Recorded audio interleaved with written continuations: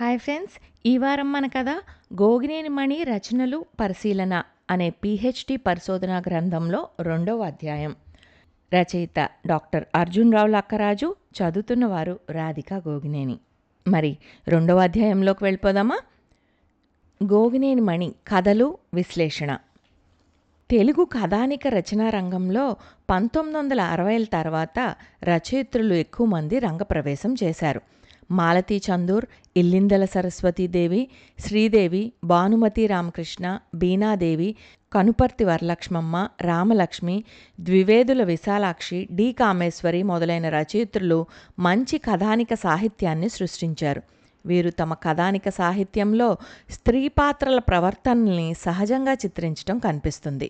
ఎద్దన్పూడి సులోచనారాణి రాసిన పెళ్లి ప్రయాణం, తొలి మజిలీ కథలు మరియు భానుమతి రామకృష్ణ రాసిన అత్తగారి కథలు బాగా ప్రసిద్ధి చెందాయి. సమాజంలో సాధారణ స్త్రీలు ఎదుర్కొనే కొన్ని అంశాలని ఇతివృత్తంగా తీసుకుని ముప్పాళ్ల రంగనాయకమ్మ కొన్ని కథలు రాశారు.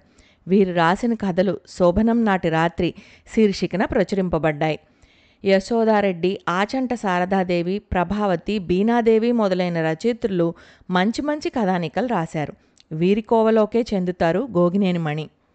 మానవతా విలువల్ని, కుటుంబ జీవనంలోని కొన్ని రకాల సున్నిత సమస్యల్ని ఇతివృత్తాలుగా తీసుకుని కథారచనలు చేస్తున్నారు గోగినేని మణి. సహజమైన ధోరణిలో సమాజంలో జరుగుతున్న అనేక అంశాలను కథావస్తువుగా స్వీకరించి తనదైన అలంకారిక శైలితో, సంభాషణా చమత్కారంతో వర్ణనాత్మకతను జోడించి పాఠకుల హృదయాలను ఇట్టే ఆకర్షించారు. వీరి కలం నుంచి వెలువడిన కథలు సమాజ హితాన్ని ప్రబోధించేవిగాను, కొన్ని సమస్యల పరిష్కారానికి వారధిగాను కనిపిస్తాయి. లోకంలో ఉన్న ప్రజల మనోభావాలను క్షుణ్ణంగా అధ్యయనం చేసిన గోగినేని మణి రచనల్లో అడుగడుగునా ప్రజల ప్రవర్తన సరళి కనిపిస్తుంది. మన చుట్టుపక్కల ఉన్న సంఘటనలు, సన్నివేశాలు, సందర్భాలు ఈమె కథల్లో వస్తువుగా ఇమిడిపోతాయి. ఈమె అనుభవాలు, ఆవేదన, ఆనందం, దుఃఖం ఆయా కథల్లో కొట్టొచ్చినట్టు కనిపిస్తాయి. అనుభవంలో ఎదురైన సంఘటనలు, తారసపడ్డ ఘట్టాలు కథా వస్తువులుగా మారి సరళమైన భాషలో పాఠకులను అలరిస్తాయి. కావునే తెలుగు కథా రచయిత్రులలో గోగినేని మణి తనదైన ప్రత్యేకమైన స్థానాన్ని సంపాదించుకోగలిగారు. గోగినేని మణి రాసిన కథలు అన్నీ కూడా సాంఘిక ఇతివృత్తంతో కూడుకున్నవే అయినప్పటికీ పరిశోధనా సౌలభ్యం కొరకు వాటిని కుటుంబ జీవన ఇతివృత్తాలు, ప్రణయ సంబంధ కథలు, మానవీయ విలువలకు సంబంధించిన కథలు, స్త్రీలకు సంబంధించిన కథలుగా విభజించి పరిశీలించడం జరిగింది. అందులో మొదటిది కుటుంబ జీవన కథలు. భారతదేశంలో కుటుంబ వ్యవస్థకు అత్యంత ప్రాధాన్యం ఉంది. ఈ కుటుంబ వ్యవస్థ పునాది మీదే భారతీయ సామాజిక వ్యవస్థ ఆధారపడి ఉందని చెప్పటం అతిశయోక్తి కాదు. ఆది నుంచి మన భారతీయ కుటుంబ వ్యవస్థ కొన్ని నీతి నియమాలకు, కట్టుబాట్లకు, ఆచార వ్యవహారాలకు లోనై భారతీయ తత్వానికి అద్దం పడుతూ వచ్చింది. ఈ వ్యవస్థ యొక్క ఉత్కృష్టతని వేదకాలం నుంచి నేటి వరకు ఎన్నో కావ్య, నాటకాది సాహితీ గ్రంథాలు వివరిస్తూ వచ్చాయి. వీటిలో వివాహ వ్యవస్థ, వివాహ విధానాలు, సాంఘిక మర్యాదలు, ఆచార వ్యవహారాలు మొదలైనవి చోటు చేసుకుని మానవుడు సాంఘికంగా ఏ విధమైన ఆదర్శాలతో ప్రవర్తించాలో ఇదమిత్తంగా చెప్పబడింది. కుటుంబాలే సమాజ నిర్మాణానికి ఆధారాలు. ఏ సమాజంలో కుటుంబీకులు తమ తమ విధులను నిర్వర్తించరో ఆ సమాజం శిథిలమైపోతుంది. ఎందుకంటే కుటుంబాన్ని ఆధారంగా చేసుకుని మాత్రమే వ్యక్తి సమాజానికి తన వంతు రుణాన్ని తీర్చుకోగలడు. కుటుంబమే వ్యక్తుల్ని సమాజంతో అనుసంధించే సాధనమవుతుంది అని డాక్టర్ సి. ఆనందరామం గారు తన తెలుగు నవలల్లో కుటుంబ జీవనం గురించి వివరించారు. పాశ్చాత్య సాహిత్య సంస్కృతుల ప్రభావం, వాళ్ళ విద్యా విధానం, ఆధునిక శాస్త్రాల పరిచయం వలన భారతీయ కుటుంబాలలో, వ్యవస్థలో అనేక మార్పులు చోటు చేసుకున్నాయి. ఈ మార్పులు సగటు భారతీయ ప్రజల మనస్తత్వాల్ని, జీవన స్థితిగతుల్ని సమూలంగా మార్చివేశాయని కొందరు చెప్తారు. వ్యక్తి స్వేచ్ఛకు, ఔన్నత్యానికి, జాతి సమగ్ర జీవన విధానానికి ఆధునిక శాస్త్రీయ దృక్పథం ఎంతైనా అవసరం. నేటి ప్రజాస్వామ్య వ్యవస్థలో కుటుంబ వ్యవస్థ కీలక పాత్ర పోషిస్తుంది. అయితే ఈ కుటుంబ వ్యవస్థ మీద ఆర్థిక, రాజకీయ, సామాజికాది పరిస్థితుల ప్రభావం ప్రత్యక్షంగా ప్రతిఫలిస్తుంది. ఇలా ఫలిస్తుండటం వలన కుటుంబ వ్యవస్థలో అంతకు ముందు కంటే కనీవినీ ఎరుగని అనూహ్యమైన మార్పులు చోటు చేసుకున్నాయి. కుటుంబ సభ్యుల మధ్య అనుబంధాలు, ఆత్మీయతలు రాను రాను సడలుతున్నాయి. తండ్రి కొడుకుల మధ్య, తల్లి కూతుళ్ల మధ్య, భార్యాభర్తల మధ్య పరస్పర అవగాహన కొరవడుతూ అనేక వినూత్న సమస్యలు చోటు చేసుకుంటున్నాయి. నాటి కుటుంబ వ్యవస్థలో ఉన్న నియమ నిబంధనల వలన, ఆచార సాంప్రదాయాల సంకెళ్ల వల్ల పటిష్టత, సౌశల్యత్వానికి, వ్యక్తిగతంగా ఉన్నట్టి వ్యక్తుల స్వేచ్ఛకు, అభిరుచికి, ప్రేమకు, పరస్పర అవగాహనకు మిక్కిలి చేరువ కావాల్సిన అవసరం ఉంది. అయితే ఈ నూతన భావ పరంపర ద్వారా సమాజాభివృద్ధికి ప్రయత్నిస్తున్నప్పుడు సమాజంలోని, కుటుంబాల్లోని వ్యక్తుల మధ్య ఎన్నో సమస్యలు పుట్టుకొస్తున్నాయి. మానవత్వ వికాసానికి ఈ సమస్యల పరిష్కారం తప్పనిసరి. పై విషయాలన్నింటినీ పాశ్చాత్య భాషల్లోని కథలు, భారతీయ భాషల్లోని కథలు చక్కగా ఆకళింపు చేసుకుని వాటికి పరిష్కార మార్గాలు ప్రదర్శించాయి. అలాగే తెలుగు కథలపై కుటుంబ జీవన ప్రభావం మనకు ప్రత్యక్షంగానూ పరోక్షంగానూ కనిపిస్తుంది. యాంత్రిక యుగంలో కుటుంబ జీవన విధానంలో వచ్చిన మార్పుల్ని, తలెత్తుతున్న సమస్యల్ని ఆధారంగా తీసుకుని ఎన్నో కథలు వస్తున్నాయి. ఇవి ఎక్కువగా ఆంధ్రుల కుటుంబ జీవన విధానానికి, వారి సమస్యలకు పరిష్కార మార్గం చూపడానికి ప్రయత్నించడం వలన పాఠకుల్ని విశేషంగా ఆకర్షిస్తూ ఉన్నాయి. స్వాతంత్ర్యానంతరం ఈ తరహా కథలు బాగానే వచ్చాయి. ఎంతోమంది రచయితలు కుటుంబ జీవనాంశాన్ని ఇతివృత్తాలుగా తీసుకున్నారు. ఎక్కువ మంది రచయితలు కూడా కుటుంబ జీవనానికి సంబంధించిన సమస్యల్ని ఇతివృత్తాలుగా తీసుకుని చాలా కథలు రాస్తున్నారు. గోగినేని మణి కూడా మధ్యతరగతి ప్రజలకు మరియు కుటుంబాలకు సంబంధించిన అంశాలను ఇతివృత్తంగా తీసుకుని కొన్ని కథలు రాశారు. వాటిని పరిశీలించి విశ్లేషించిన మీదట మీకు పరిచయం చేస్తున్నాను. ముందుగా తొలిచూపు. ఈ కథ 1987 ఏప్రిల్ నెల 3 నుంచి 9వ తేదీ మధ్యలో ఆంధ్రపత్రిక వారపత్రికలో ప్రచురింపబడింది. చక్కటి కుటుంబ సంబంధమైన నేపథ్యంతో సాగింది కథ. తానొకటి తలిస్తే. ఈ కథ 1987 అక్టోబర్ నెల 9 నుంచి 15వ తేదీ మధ్య ఆంధ్రపత్రిక వారపత్రిక 2వ సంచికలో ప్రచురింపబడింది. సమకాలీన సమాజంలో అత్తా కోడళ్ల మధ్య జరిగే సంఘటనల ఇతివృత్తంగా సాగింది కథ. అమ్మ కావాలి. ఈ కథ 1989 జనవరి 27న ఆంధ్రపత్రికలో ప్రచురింపబడింది. తల్లిదండ్రుల లాలనలో అపురూపంగా గడిచిపోవాల్సిన బంగారు బాల్యాన్ని హాస్టల్ గదుల్లో తాకట్టు పెట్టే తల్లిదండ్రులకు హెచ్చరికగా ఈ కథ సాగింది. అంచనా. ఈ కథ ప్రముఖ దినపత్రిక ఈనాడు ఆదివారం సంచిక ఫిబ్రవరి 4, 1990న ప్రచురింపబడింది. సమాజంలో ఎవరినీ తక్కువగా అంచనా వేయకూడదని, ప్రతి ఒక్కరిలో లోపాలు, సుగుణాలు ఉంటాయని ఈ కథలో తెలియచేశారు రచయిత్రి. అప్పు ఇచ్చి చూడు.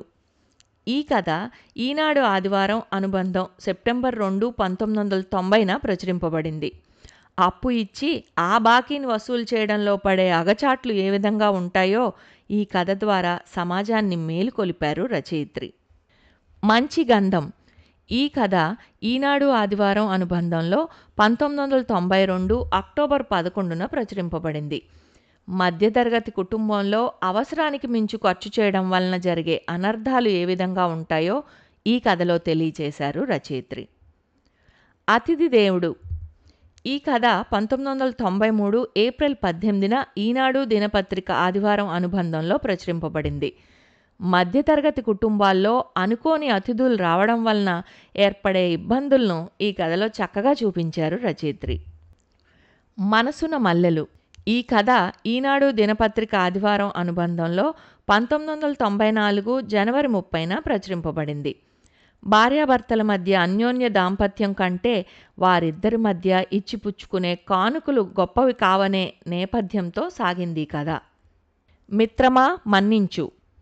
ఈ కథ ఈనాడు దినపత్రిక ఆదివారం అనుబంధంలో 2000 జనవరి 13న ప్రచురింపబడింది.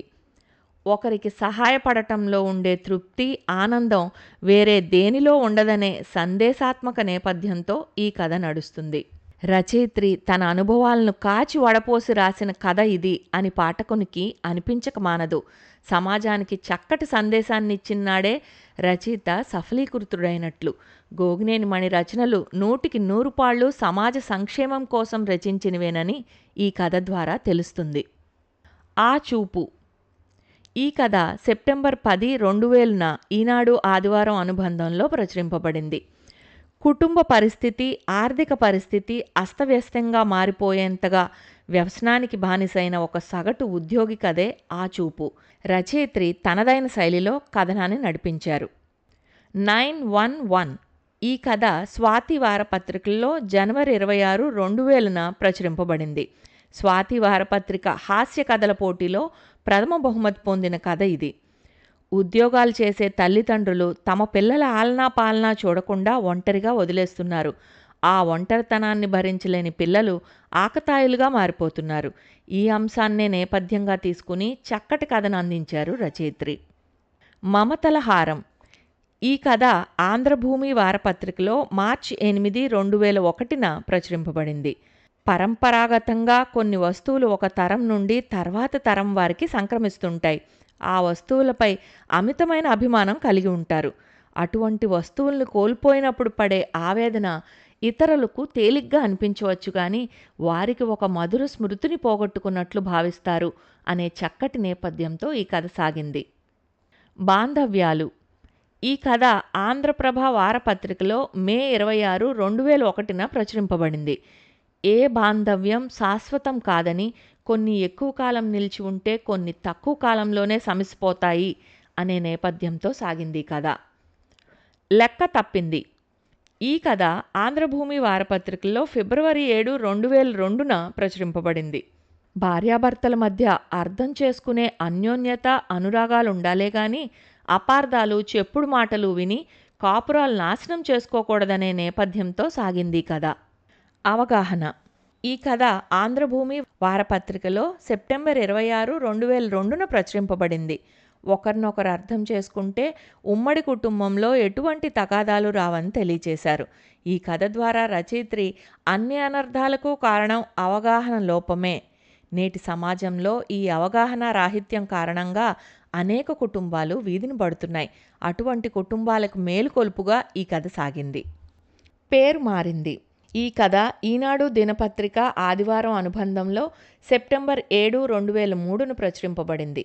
శారీరక, మానసిక ఆరోగ్యానికి విహారయాత్రలు అవసరమని, ఈ యాత్రల వలన మానసికోల్లాసంతో పాటు శరీరానికి వ్యాయామం చేసినట్లవుతుందని ఈ కథ ద్వారా సమాజానికి తెలియచేశారు రచయిత్రి.